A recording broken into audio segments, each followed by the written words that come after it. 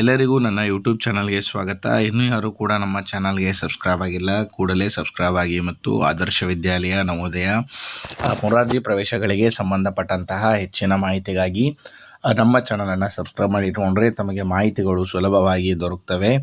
ಈಗ ಆಲ್ರೆಡಿ ಆದರ್ಶ ವಿದ್ಯಾಲಯ 3ನೇ ಸುತ್ತಿನ ಸೀಟು ಹಂಚಿಕೆ ಕೂಡ ಮುಕ್ತಾಯ ಆಗಿದ್ದು, ಆ ಒಂದು ಸೀಟು ಹಂಚಿಕೆಯಲ್ಲಿ ಆಯ್ಕೆಯಾದಂಥ ವಿದ್ಯಾರ್ಥಿಗಳಿಗೆ ಅಡ್ಮಿಷನ್ ಮಾಡಿಸಲು ಕೂಡ ಕೊನೆಯ ದಿನಾಂಕವನ್ನು ಕೊಡಲಾಗಿತ್ತು. ಈಗ ಆಲ್ರೆಡಿ 3ನೇ ಸುತ್ತಿನ ಸೀಟು ಹಂಚಿಕೆಯಲ್ಲಿ ಕೂಡ ಕೆಲವು ಸೀಟುಗಳು ಉಳಿದಿದ್ದಾವೆ. ಅಂದರೆ 3ನೇ ಸುತ್ತಿನ ಪ್ರವೇಶದಲ್ಲಿ ಆಯ್ಕೆಯಾದಂಥ ವಿದ್ಯಾರ್ಥಿಗಳು ಕೂಡ ಮಾಡಿಸಿಲ್ಲ, ಅಡ್ಮಿಷನನ್ನು ಮಾಡಿಸಿರೋದಿಲ್ಲ. ಆ ಒಂದು ಕಾರಣಕ್ಕೆ ಸೀಟ್ಗಳು ಉಳಿದಿರ್ತವೆ.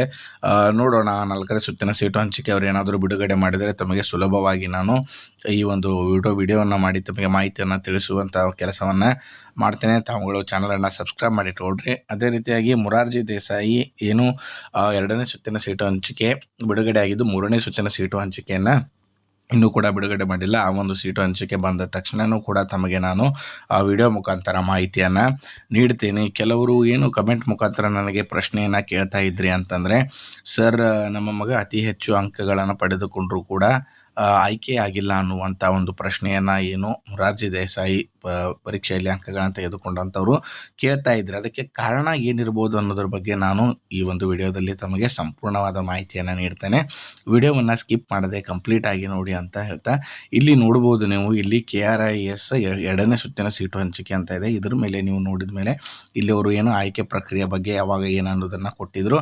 ಮತ್ತು ಅದೇ ರೀತಿಯಾಗಿ 2ನೇ ಸುತ್ತಿನ ಸೀಟು ಹಂಚಿಕೆ ಜಿಲ್ಲಾವಾರು ಇತ್ತು. ಹೌದಾ? ಈ ಜಿಲ್ಲಾವಾರಿನಲ್ಲಿ ನೀವು ಏನಾದರೂ ಯಾವುದೋ ಒಂದು ಜಿಲ್ಲೆಯನ್ನು ನೋಡೋಣ. ಯಾವುದು? ಗದಗ, ದಾವಣಗೆರೆ. ಓಕೆ, ದಾವಣಗೆರೆಯನ್ನು ನೋಡೋಣ. ಇಲ್ಲಿ ನೋಡಿದಾಗ ನೀವು ಇಲ್ಲಿ ನೋಡ್ಬೋದು, ಶಾಲೆವಾರು ಏನಪ್ಪ ಅಂತಂದರೆ ನೀವು ಅಪ್ಲಿಕೇಶನ್ ಹಾಕಬೇಕಾದಾಗ ಮಾಡಿರುವಂಥ ಒಂದು ಮಿಸ್ಟೇಕ್ ಕೂಡ ಈ ಒಂದು ಅಂಕಗಳು, ಅಂದರೆ ಮಗು ಹೆಚ್ಚಿಗೆ ಅಂಕಗಳನ್ನು ಪಡೆದುಕೊಂಡರೂ ಕೂಡ ಆಯ್ಕೆ ಆಗದೇ ಇರಲು ಕಾರಣ ಏನಪ್ಪ ಅಂತಂದರೆ, ನಿಮಗೆ ಆದ್ಯತೆಯನ್ನು ನೀಡೋಕ್ಕೆ ಹೇಳಿದ್ದಾರೆ. ಅಂದ್ರೇನು, ಶಾಲೆಗಳನ್ನು, ನಿಮ್ಮ ಜಿಲ್ಲೆಯಲ್ಲಿ ಬರುವಂತಹ ಶಾಲೆಗಳಿಗೆ ನೀವು ಆಪ್ಷನನ್ನು ಎಂಟ್ರಿ ಮಾಡಿರ್ತೀರಿ. ಅಂದರೆ ಮೊದಲ ಆದ್ಯತೆಗಳನ್ನು ಕೊಟ್ಟಿರ್ತೀರಿ. ಹೌದಾ?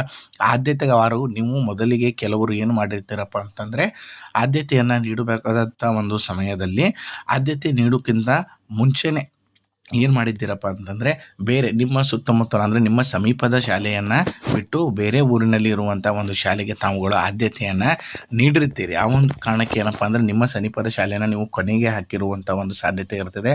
ಆ ಒಂದು ಕಾರಣಕ್ಕೆ ಆ ಒಂದು ಶಾಲೆಗಳಿಗೆ, ಅಂದರೆ ನಿಮ್ಮ ಒಂದು ಸುತ್ತಮುತ್ತಲು ಬರುವಂಥ ಶಾಲೆಗಳಿಗೆ ಆ ಒಂದು ಕಟ್ ಆಫ್ ಅಲ್ಲಿಗೆ ಬಂದಿರೋದಿಲ್ಲ. ಆ ಒಂದು ಕಾರಣಕ್ಕೆ ಈಗ ನೀವು ಬೇರೆ ಜಿಲ್ಲೆಗೆ ಹಾಕಿದರೆ, ಅವರಲ್ಲಿ ನೋಟಿಫಿಕೇಷನಲ್ಲಿ ಮೊದಲನೇ ನಿಮಗೆ ಸೂಚನೆಯನ್ನು ನೀಡಿದ್ದಾರೆ. ತಾವುಗಳು ಅದನ್ನು ಮೊದಲನೇ ತಾವು ಓದ್ಕೊಂಡಿರಬೇಕು. ಆ ಒಂದು ಕಾರಣಕ್ಕೆ ಈ ಒಂದು ತಪ್ಪನ್ನು ಮಾಡೋದರಿಂದಾಗಿ ತಮಗಳಿಗೆ ಏನಪ್ಪ ಅಂದರೆ ಈ ಒಂದು ಸಮಸ್ಯೆ, ಅಂದ್ರೆ ಅತಿ ಹೆಚ್ಚು ಅಂಕಗಳನ್ನು ಪಡೆದರೂ ಕೂಡ ತಮಗೆ ಅದು ಏನಪ್ಪ ಅಂತಂದರೆ ಸೂಕ್ತ, ಅಂದರೆ ಆಯ್ಕೆ ಆಗೋದು ಸಾಧ್ಯವಾಗಿಲ್ಲ. ಇಲ್ಲಿ ನೋಡ್ಬೋದು ನೀವು, ವಸತಿ ಶಾಲೆಗಳ ಆಯ್ಕೆಯನ್ನು ಆದ್ಯತಾ ಕ್ರಮದಲ್ಲಿ ನಮೂದಿಸುವ ಕುರಿತು ಅಂತ ಆದ್ಯತೆಗಳನ್ನು ನೀವು ಯಾವ ರೀತಿ ಕೊಟ್ಟಿರ್ತೀರಿ ಅದರ ಮೇಲೆ ನಿಮ್ಮ ಮಗುವಿನ ಆಯ್ಕೆ ಇರ್ತದೆ. ಹೌದಾ?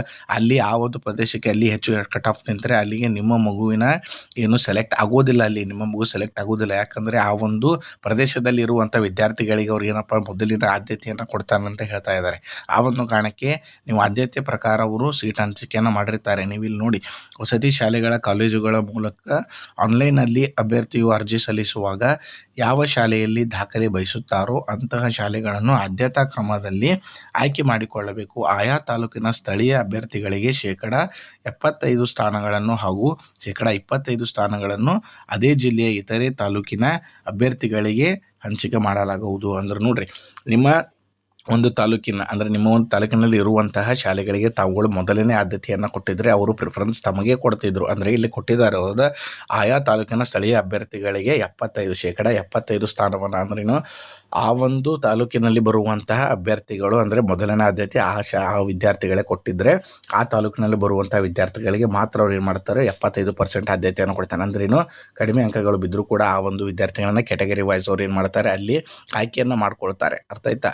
ಅದೇ ರೀತಿಯಾಗಿ ಮತ್ತೆ ಇಲ್ಲಿ 25% ಸ್ಥಾನವನ್ನು ಮಾಡ್ತಾರಪ್ಪ ಅಂತಂದ್ರೆ ಇನ್ನುಳಿದ ಜಿಲ್ಲೆಗಳಂದರೆ ಅತಿ ಹೆಚ್ಚು ಅಂಕಗಳನ್ನು ಪಡೆದುಕೊಂಡಿರುವಂತಹ ವಿದ್ಯಾರ್ಥಿಗಳಿಗೆ ಅವ್ರು ಮಾಡ್ತಾರೆ, ಇಲ್ಲೇ ಉಳಿದಂಥ ಸೀಟುಗಳನ್ನು ಕ್ಯಾಟಗರಿ ವೈಸ್, ಅದು ಕೂಡ ಕ್ಯಾಟಗರಿ ಮುಖಾಂತರ ಮಾಡ್ತಾರೆ, ಸೀಟು ಹಂಚಿಕೆಗಳನ್ನು ಮಾಡ್ತಾ ಇರ್ತಾರೆ. ಮತ್ತು ಇಲ್ಲಿ ನೋಡ್ರಿ, ಆದ್ಯತಾ ಕ್ರಮದಲ್ಲಿ ದಾಖಲಿಸುವ ಶಾಲೆಗಳನ್ನು ಮಾತ್ರ ಸೀಟು ಹಂಚಿಕೆಗೆ ಪರಿಗಣಿಸಲಾಗುವುದು. ಹೌದಾ, ನೀವು ಯಾವ ರೀತಿಯಾಗಿ ಆದ್ಯತೆ ಮೇಲೆ ಹಾಕಿರ್ತೀರಿ ಅದರ ಆದ್ಯತೆ ಮೇಲಿಂದನೇ ಅವ್ರು ಏನು ಮಾಡ್ತಾರೆ, ನಿಮಗೆ ಸೀಟು ಹಂಚಿಕೆಗಳನ್ನು ಮಾಡ್ತಾ ಬರ್ತಾರೆ. ಸೀಟುಗಳು ಫುಲ್ ಆದರೆ ನಿಮಗೆ ಅವ್ರಿಗೆ ಸೀಟ್ ಹಂಚಿಕೆಗೆ ಏನು ಬೇರೆ ಆದ್ಯತೆಗಳೇ ಇರುವುದಿಲ್ಲ ಅವ್ರಿಗೂ ಕೂಡ. ಅದಕ್ಕೆ ಸೀಟುಗಳು ತುಂಬ ಮುಕ್ತಾಯಗಳಂತಂದರೆ ಸೀಟ್ಗಳು ಕಂಪ್ಲೀಟಾಗಿ ಫಿಲ್ ಆದರೆ ಅವರು ಹಂಚಿಕೆಯನ್ನು ಪಟ್ಟಿಯನ್ನು ಬಿಡೋದಿಲ್ಲ. ಆವಾಗ ನಿಮಗೆ ಗೊತ್ತಾಗುತ್ತೆ ನಮಗೂ ಆಯ್ಕೆ ಆಗಿಲ್ಲ ಎಂಬುದು. ಹೌದಾ, ಆದುದರಿಂದ ಅಭ್ಯರ್ಥಿಗಳು ತಮ್ಮ ಸೀಟು ಹಂಚಿಕೆ ಅವಕಾಶವನ್ನು ಹೆಚ್ಚಿಸಿಕೊಳ್ಳಲು ತಮ್ಮ ತಾಲೂಕು ಜಿಲ್ಲೆಗಳಲ್ಲಿರುವ KRISನ ಎಲ್ಲ ವಸತಿ ಶಾಲೆಗಳನ್ನು ಆದ್ಯತಾ ಕ್ರಮದಲ್ಲಿ ನಮೂದಿಸತಕ್ಕದ್ದು. ಅದಕ್ಕೆ ಏನು ಹೇಳ್ತಾರೆ ಅವರು, ತಮ್ಮ ಸಮೀಪದ ಒಂದು ಏನೋ ತಾಲೂಕಿನಲ್ಲಿರುವಂಥ ಶಾಲೆಗೆ ಮೊದಲಿನ ಆದ್ಯತೆಯನ್ನು ಕೊಡ್ತಾ ಹೋಗ್ರಿ ಅಂತ ಹೇಳಿದ್ರು. ಕೆಲವೊಬ್ಬರು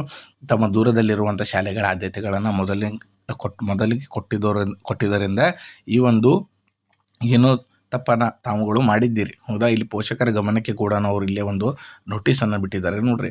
ಅಭ್ಯರ್ಥಿಗಳ ಪೋಷಕರು ಮೇಲ್ಕಂಡ ಅಂಶಗಳನ್ನು ಗಮನಿಸಿ ತಮ್ಮ ತಾಲೂಕು ಜಿಲ್ಲೆಯಲ್ಲಿರುವ ಕರ್ನಾಟಕ ವಸತಿ ಸಂಸ್ಥೆಗಳ ಸಂಘದ ವ್ಯಾಪ್ತಿಯಲ್ಲಿರುವ ಶಾಲೆಗಳ ವಿವರಗಳನ್ನು ಪಡೆದುಕೊಂಡು ತಮ್ಮ ಮೀಸಲಾತಿ ಅನುಗುಣವಾಗಿ ಸೀಟುಗಳ ಲಭ್ಯತೆಯನ್ನು ಪರಿಗಣಿಸಿ ಮಕ್ಕಳನ್ನು ಯಾವ ಶಾಲೆಗೆ ಸೇರಿಸಬೇಕು ಎಂಬುದನ್ನು ತೀರ್ಮಾನಿಸಿ. ಅಂದರೆ ತಮ್ಮ ಒಂದು ಕ್ಯಾಟಗರಿಗೆ ಎಷ್ಟು ಕಟ್ ಆಫ್ ನಿಲ್ಲುತ್ತದೆ ಅನ್ನೋದನ್ನು ಕೂಡ ಆ ಲಿಸ್ಟಲ್ಲಿ ತಾವುಗಳು ನೋಡಿದಾಗ ತಮ್ಮ ಅಭ್ಯರ್ಥಿ ಅಂದರೆ ನಿಮ್ಮ ಏನೋ ಒಂದು ವಿದ್ಯಾರ್ಥಿ ಅಲ್ಲಿ ಆಯ್ಕೆ ಆಗಿರೋದಿಲ್ಲ. ಯಾಕಂದರೆ ಕಟ್ ಆಫ್ ಹೆಚ್ಚಿಗೆ ನಿಂತರೂ ಕೂಡ ನಿಮ್ಮ ಮಗು ಹೆಚ್ಚಿಗೆ ಅಂಕಗಳನ್ನು ತೆಗೆದುಕೊಂಡರೂ ಶಾಲೆಗಳಿಗೆ ಆಯ್ಕೆ ಆಗಿರುವುದಿಲ್ಲ. ಅದು ಕೂಡ ಒಂದು ಸಮಸ್ಯೆ ಆಗಿರುತ್ತೆ ಇಲ್ಲಿ.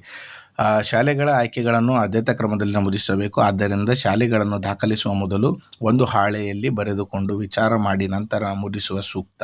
ಹೌದಾ, ಇಷ್ಟೆಲ್ಲ ನಿಮಗೆ ಮಾಹಿತಿಗಳನ್ನು ಅವರು ನೀಡಿದ್ರು KRISನವರು.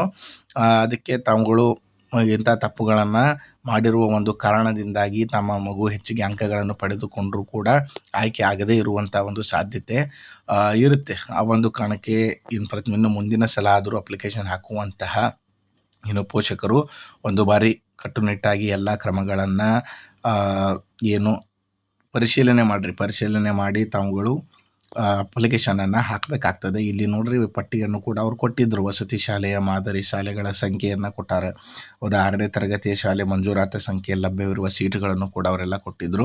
ಈ ರೀತಿಯಾದಂತಹ ಒಂದು ನೋಟಿಫಿಕೇಷನ್ ಈ ನೋಟಿಫಿಕೇಷನ್ನ ಕೊಟ್ಟಿರ್ತಾರೆ ಅವರು. ತಾವುಗಳು ಎಲ್ಲ ನೋಟಿಫಿಕೇಷನನ್ನು ಏನು ಮಾಡಬೇಕು, ಒಂದು ಬಾರಿ ಸರಿಯಾಗಿ ಪರಿಶೀಲನೆ ಮಾಡಬೇಕು. ನೋಟಿಫಿಕೇಷನಲ್ಲಿ ಏನಿದೆ ಏನಿಲ್ಲ, ಯಾವ ರೀತಿಯಾಗಿ ನಾವು ಇದನ್ನು ಮಾಡಬೇಕಂತ ಹೇಳಿ. ಹೌದಾ, ಈಗ ಬೇಸರ ಪಡುವಂಥ ಸಂಗತಿ ಏನಿಲ್ಲ. ಅಭ್ಯರ್ಥಿಗಳು ಮತ್ತು ಮುಂದಿನ ಪರೀಕ್ಷೆಗಳಿಗೆ ಚೆನ್ನಾಗಿ ಅಭ್ಯಾಸ ಮಾಡಿರಿ.